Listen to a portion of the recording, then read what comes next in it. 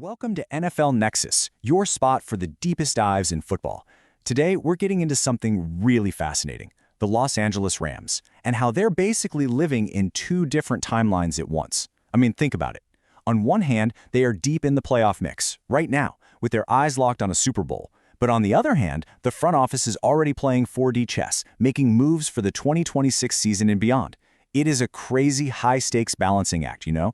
It's the ultimate test of a franchise's ability to win now while also building for the future. So, how are they pulling this off? We're going to break down every single angle for you. And hey, if this is the kind of detail you love, do us a favor and hit that subscribe button, ring the bell, you know the drill. You won't miss a thing. Okay, so let's set the scene here. It's Wild Card Weekend. The Rams managed to pull off this absolutely thrilling, down-to-the-wire win against the Panthers. Now, for everybody in that locker room, that single win felt like everything. But in the grand scheme of things, that win was really just the first domino to fall. See, as the rest of the weekend played out, the entire NFC playoff picture started to shift and change in ways that were, well, just perfect for Los Angeles. It was like a perfect storm of upsets and outcomes that just handed them a golden opportunity, a much, much clearer path forward than anyone thought possible.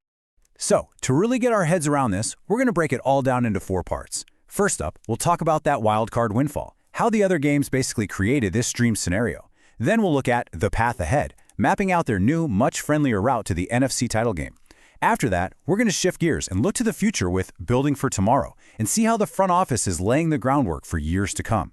And finally, we'll get into the fun stuff, the draft day priorities, and look at the actual players who could be the next Rams superstars. Right, let's zoom in on what happened right away, because this isn't just a story about the Rams winning a football game. No. This is about how, over like 48 hours, their championship odds got way, way better without them even stepping back on the field.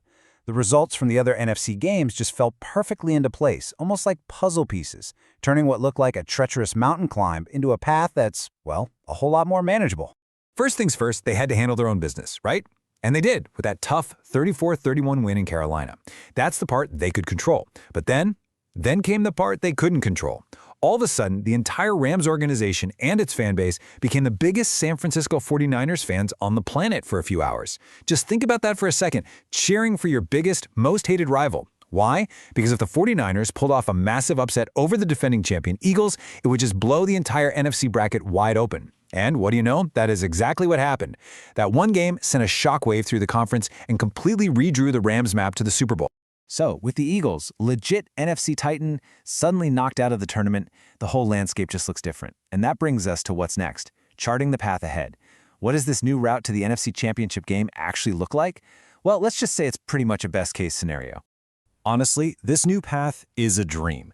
Instead of what would have been a brutal, physical, just exhausting third game against their division rival, the Seattle Seahawks, a team that knows them inside and out, the Rams now get to go to Chicago for a fresh matchup with the Bears. Still a tough game for sure, but it's a new look without all that bad blood and familiarity. But here's the real prize, the absolute game changer. If, and it's a big if, but if the underdog 49ers can keep this miracle run going and beat Seattle, the NFC Championship game wouldn't be in some cold, hostile stadium. It would be right here, at home, in Los Angeles, at SoFi Stadium. I mean, you can't even quantify how massive that home field advantage would be. This really gets us to the big question, right? The thing that separates the good teams from the truly great franchises. I mean, it's one thing to get hot, catch a few breaks, and make a deep playoff run. It is a whole other thing to build a machine that is successful year in and year out. So how do you stay on top? For the Rams, the answer isn't just about what happens on the field in January. It's about what happens in the draft room in April. It's about this coming offseason and the 2026 NFL Draft. And you better believe, even while the coaches are buried in film prepping for the Bears, there's a whole other part of the Rams building that's locked into that second timeline. The scouting department is deep in the weeds, just poring over tape and analytics for the 2026 draft. And they're holding 2 first-round picks. Those aren't just draft picks. They are golden tickets to fix roster holes and pump some elite young talent into this team. They are absolutely building for tomorrow. Okay, so what are the biggest needs? With 2 first-rounders, the Rams have a classic debate on their hands. On one side of the coin, you've got your quarterback, Matthew Stafford. The guy is still slinging it at an elite level, but let's be real, he's not getting any younger. Protecting him has to be priority number 1. On the other side of that coin, you look at the defense. The secondary has been fine, but it's been missing a true lockdown, take away your best receiver kind of corner since the Jalen Ramsey days. So what do? Protect your own Hall of Fame quarterback or find a guy who can shut down the other team's best weapon? It's the kind of decision that keeps general managers up at night. Now, to get a real sense of how this might actually shake out, let's look at what the experts are saying. Pro Football Focus, one of the best in the business for analytics, had their analyst Max Chadwick put together a mock draft, and his projection for the Rams hits both of these needs right on the head. So let's stop talking in hypotheticals and look at some actual names, players who could be wearing the horns next season. So with their first pick, Chadwick has the Rams taking Spencer Fano, an offensive tackle from Utah. And the thinking here is so important. This isn't just about getting another big guy on the line. No, this is about finding a long-term foundational piece at right tackle, a guy who can protect Stafford's blind side, and just locking that position down for the next 10 years.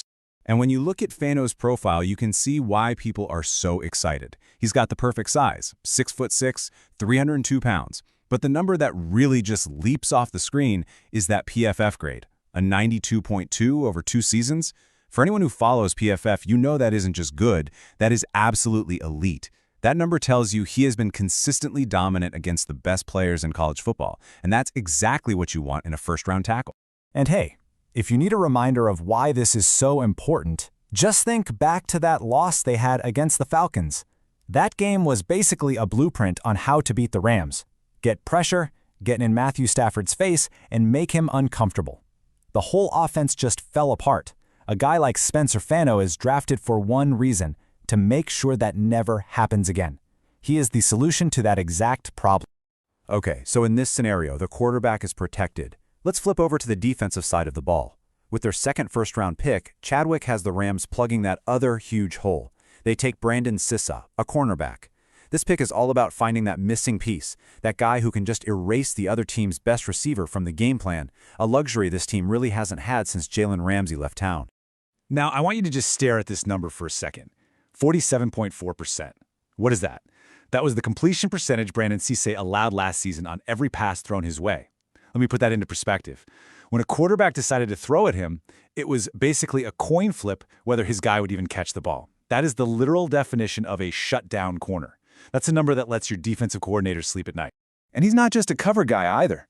You look at his stats from his junior year, and you see a complete football player. He's tough against the run with 27 tackles. He's got great ball skills with 7 pass breakups, and he creates turnovers, an interception, and a forced fumble. This is the kind of guy who makes an impact on every single down, not just on passing plays. And that brings us right back to where we started. The whole theme of this thing. This is what makes the Rams so compelling to watch right now.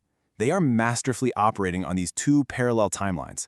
You've got the win now timeline, where they're a battle-hardened team trying to win a Super Bowl, and at the exact same time, you have the build for later timeline, where the front office is playing the long game, making sure this championship window doesn't just slam shut, but stays wide open for years to come. So, it all comes down to this, the ultimate debate, the kind of thing we'll be arguing about for months. Both of these positions are huge needs. Both of these players look like they could be stars. But if you're the one making the call, if you're the GM, what's the bigger priority for long-term success? The franchise tackle to protect your quarterback, or the shutdown corner to anchor your defense? It's a tough, fascinating choice, and it could define the next era of Rams football. So what do you think? I want to know. Drop your thoughts in the comments below. I read all of them. And if you had a good time with this breakdown, please hit that like button, subscribe to NFL Nexus, and come back for more. Oh, and one last thing. If you're looking for a way to support the channel, we actually made some fun football coloring books. They're great for kids, grandkids, even adults. You can find them with the link in the description or just scan the QR code on the screen. Every little bit helps us keep making deep dives like this one. Thanks for watching, and we'll catch you on the next one.